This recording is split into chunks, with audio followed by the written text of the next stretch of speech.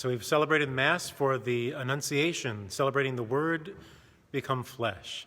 And we're aware that in the video there's some skipping. There's always something, right? So we have a strategy to try to address that we think will work. There's always something new. As enfleshed creatures, we have trouble with physical things. They have limits. But at any rate, regarding today, we know the government of Minnesota, the governor, establishes executive order asking everyone to stay home starting Friday night at 11:59 for 2 weeks. So we're looking at our plans to live within that set of guidelines.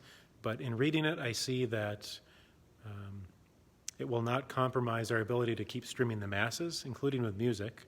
So we'll keep streaming the Masses during this next 2 weeks. And we'll wait for further guidance on other things about church building and other sacraments. Now, just a couple extra tidbits today.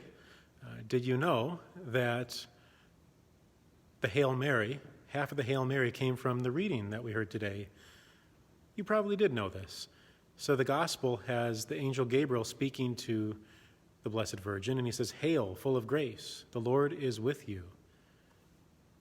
It's not a bad verse to make our prayer every day, right? So that's where that comes from.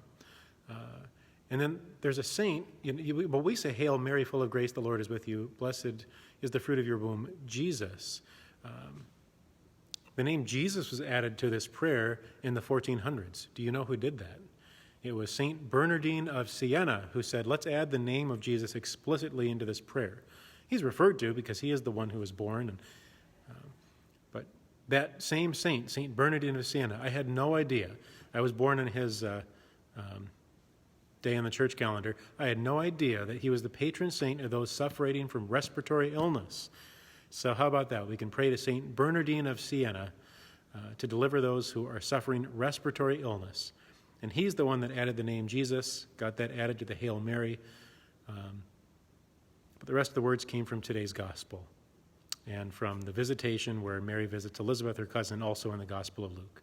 How beautiful. Just little tidbits for you, little tidbits for today.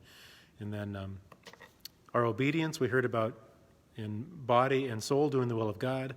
I think as we try to respect the social distancing guidelines and the stay at home to the extent that we're supposed to, it is an act of love. It's sort of an act of obedience, doing the will of, from legitimate authority that's given to us for the protection of our neighbors, especially the vulnerable neighbors around us. So just extra little tidbits today after Mass, and we're aware we keep tweaking our audio and video service. But God bless you all, and God's peace.